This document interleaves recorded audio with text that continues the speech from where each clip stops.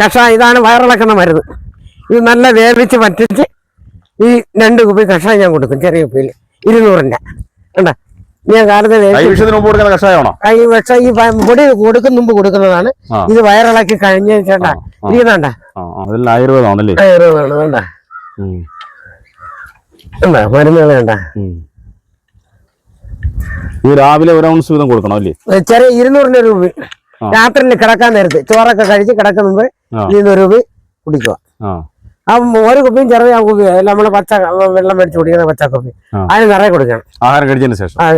എന്നിട്ട് 2 ഗ്ലാസ് വെള്ളം കുടിച്ചിട്ട് കിടന്ന് ഉറങ്ങണം. കഷായം കഴിച്ചിട്ട് വയറിളക്കിയതിന് ശേഷമാണ് ഈ പൊടി. അത് അന്ന് ഈ വയറിളക്കുന്നതിന്റെ അന്ന് കുടിക്കാനും ഒക്കില്ല. പിറ്റേന്ന് രാത്രിയിൽ വെളുപ്പാൻ കാലത്തെ കഴിക്കാം ഒരു ദിവസം. ഈ വയറ് കിടക്കുന്ന എല്ലാം ഇളകി പോണം. ഇതാണ് കഷായം. ഇതാണ് ഊറ്റി കൊടുക്കുന്നത്. ഇത് കഴിച്ച് ഒരുപാട് പേർക്ക് അനുഭവം ഉണ്ടായിട്ട് അവരെല്ലാം തിരിച്ചു വന്നായിരുന്നു. എന്നെ വിളിക്കും നമ്പറിൽ. നമ്മുടെ നമ്പർ വിളിച്ചിട്ട് വിളിക്കുന്നില്ല. എല്ലാവർക്കും സുഖമായി. ഇന്നലെ ഏതാ യൂക്കെന്നൊരാൾ വിളിച്ച് നാട്ടിൽ വരും, എനിക്ക് കൈവശത്തിന്റെ മരുന്നോന്ന് പറഞ്ഞു. കൈവശം കൊടുത്താ യൂക്കെക്കാരന് അവന്റെ ഭാര്യയും കൊച്ചുങ്ങളും എല്ലാം പോയി. അങ്ങനെ ഒരു ജോലിയുള്ളവനായിരുന്നു. ഒരു ചെറിയ ജോലിയിലാണ് ജീവിക്കുന്നത്. ഭാര്യയും മക്കളെല്ലാം എന്നെ കളഞ്ഞിട്ട് പോയി. ഞാൻ ഒറ്റയ്ക്ക് ഉള്ളു. നല്ലൊരു ചെറുക്കായി. അതിപ്പോ ചെറിയ ഒരു ജോലിയുണ്ട്. അമ്മ എനിക്ക് ജീവിക്കേ, അത് മതി.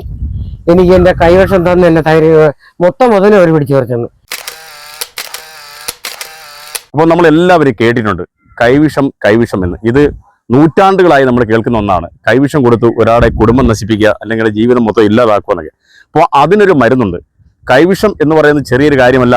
നിങ്ങളൊരു ബിസിനസ്സുകാരനാവട്ടെ, അല്ലെങ്കിൽ നല്ലൊരു കുടുംബക്കാരനാവട്ടെ, വലിയ സാമ്പത്തികമുള്ള മറ്റൊരു മേഖലയിൽ ജീവിക്കുന്ന ആളാവട്ടെ, നിങ്ങളുടെ ജീവിതത്തിലേക്ക് മറ്റൊരാൾ അസൂയ കൊണ്ടെത്തുമ്പോൾ അവർ നിങ്ങൾക്ക് ആഹാരം വേണ്ടി തരുന്ന ഒന്നാണ് കൈവിഷം. അപ്പോൾ ഈ കൈവിഷം ഉള്ളിൽ ചെന്നാൽ, ഈ കൈവിഷം പുറത്തു പോയാലേ പിന്നെ നിങ്ങളുടെ ജീവിതം രക്ഷപ്പെടും. അങ്ങനെ ഈ കൈവിഷം ഇറക്കുന്ന ഒരു സ്ഥലത്താണ് ഞാൻ സംസാരിക്കുന്നത്. ഇടുക്കുവാറ, ചടയമംഗലത്ത് ഇടുക്കുവാറയിലെ പങ്കജാക്ഷിയമ്മ വൈദ്യര് ഈ കൈവിഷത്തിന് മരുന്ന് കൊടുക്കുന്നുണ്ട്. അത് ഭയങ്കര അച്ചട്ടായ കാര്യമാണ്.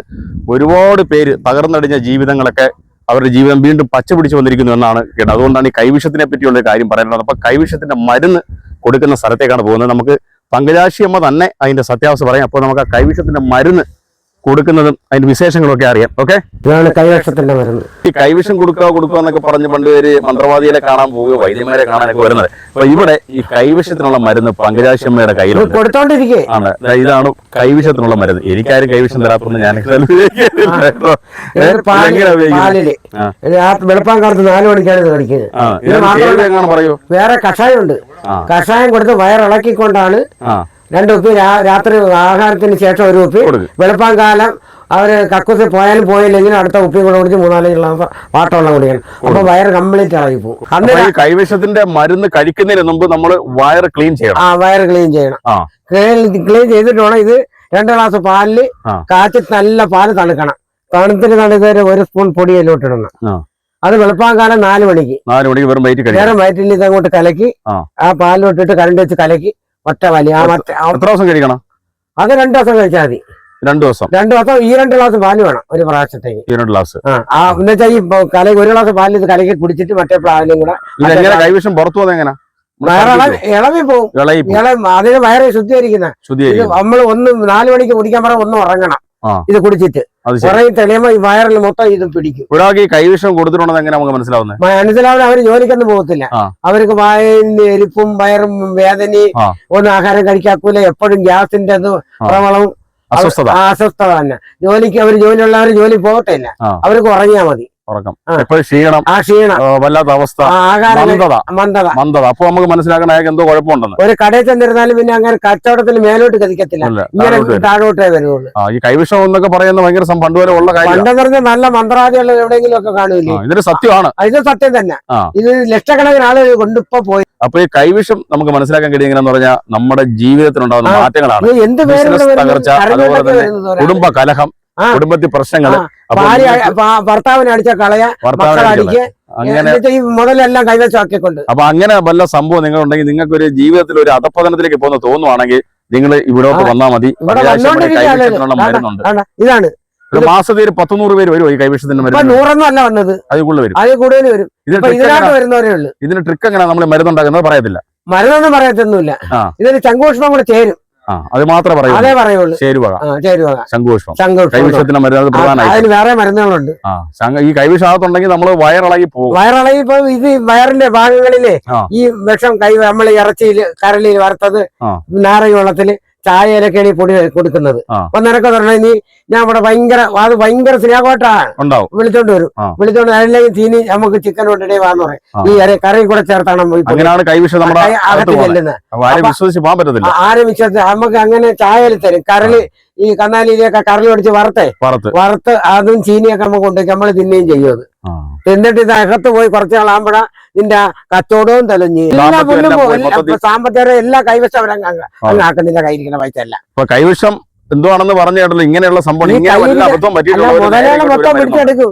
നീ കൈവശം കൊടുത്തിട്ട് എന്തിനു പറഞ്ഞാലും ഞങ്ങൾ നീ പറയുന്ന കേൾക്കും. അങ്ങനെ വയറൊക്കെ ഇളവി മരുന്ന് പൊടിച്ച് ഞാൻ പറയും ഇന്ന് പഠിക്കണം. നിങ്ങൾ രേഖരക്ഷ ആരെങ്കിലും തിരുമേനെ നല്ല തിരുമേനെ കൊണ്ട് രേഖ വെള്ളി തകട് മേടിച്ചു കൊടുത്ത് തകടും കൂടി മേടിച്ച് വിളി കെട്ടാൻ പറയും. ഈ കൈവന് കേൾക്കാതിരിക്കാൻ എല്ലാം ഓക്കെ ആവും. അല്ല മരുന്ന് ഫലപ്രദമാണ്. ഇത് മരുന്ന് കിട്ടാല്ല, ഭയങ്കര വിലയാണ്. നമ്മൾ പ്രിപ്പയർ ചെയ്തെടുക്കുന്ന സാധനമാണ്.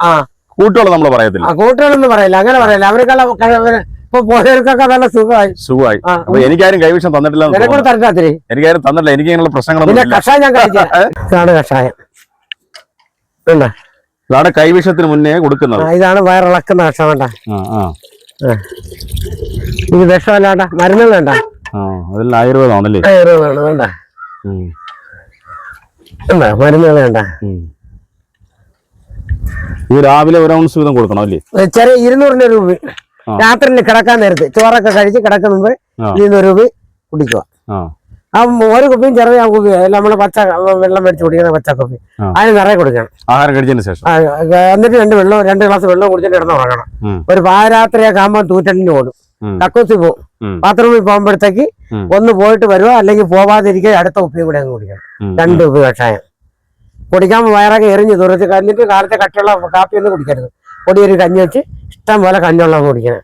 അതിനിടയ്ക്ക് വാട്ടമുള്ളം കുടിക്കണം. എന്നിട്ട് ഇത്തിരി ലൂസ് ചെയ്ത് നടക്കാൻ വയറൊന്നും ഒലയമ്മ കക്കുത്തി ചെന്നിരിക്കുന്നതൊക്കെ താഴെ പോകും.